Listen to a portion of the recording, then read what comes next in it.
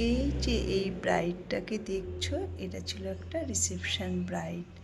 আর এই ব্রাইডের লোকেশান ছিল কালোপুরে। আর এই দিনটা ছিল মার্চ মাসের 9 তারিখে। তো যেহেতু আমি মার্চ মাসের 9 তারিখে আমি আর আমার একটি স্টুডেন্ট দুইজনা মিলে বেরিয়ে পড়লাম। তো ব্রাইড একাই সাজবে আর একজন পার্টি মেকআপ করবে, এটাই আমাদের সঙ্গে বলা ছিল। তো সেই জন্য আমি আর আমার কাউকে নিয়ে আমি আর আমার একটি স্টুডেন্ট চলে গেছিলাম। তো গিয়ে যেহেতু ও যে সাজবে তাকে শাড়ি ড্যাপিং, হেয়ার কিম্পিং এগুলো করছিল।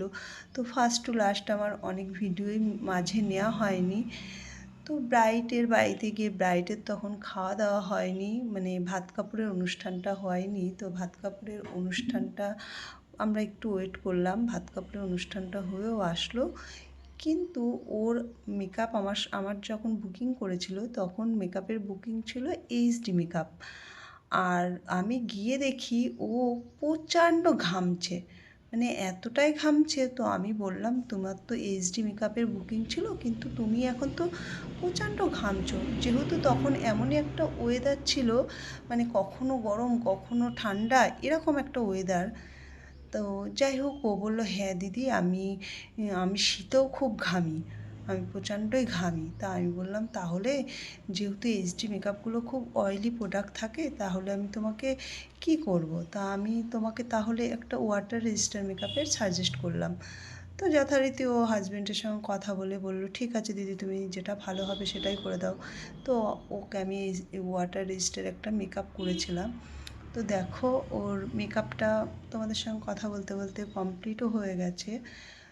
তো তোমাদের কেমন লাগছে, ওর হেয়ার থেকে আই মেকআপ, বেস মেকআপ সবটাই তোমাদের সঙ্গে শেয়ার করেছি। একটু দেখবে আর একটু কমেন্ট করো যে তোমাদের কেমন লাগলো। আর আপকামিং যে ব্রাইড আছো, যারা চাইছো আমার হাতের কাজ যাদের ভালো লাগে, তো অবশ্যই আমার সঙ্গে কন্ট্যাক্ট করতে পারো। আমার 25 এবং 26-এর বুকিং চলছে।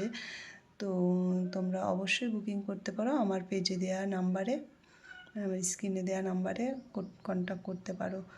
আর আজকের ব্রাইডকে ওর হেয়ার স্টাইল থেকে ওর শাড়ি ড্রেপিং সবটাই দেখো, মোটামুটি আমি দেখানোর চেষ্টা করেছি। তো তোমাদের কেমন লাগলো অবশ্যই অবশ্যই একটু কমেন্ট করে জানিও। ভালো লাগলেও বলবে, যেখানে খারাপ লাগছে সেটাও বলবে, দিদিভাই এটা হয়েছে ওটা হয়েছে, তাহলে আমি আমার ভুলগুলো অবশ্যই বুঝতে পারবো, আরও ভালো করার চেষ্টা করব পুনরায়। আর অবশ্যই পুরো ভিডিওটা দেখো, আর কেমন লাগছে অবশ্যই একটু জানিও কিন্তু।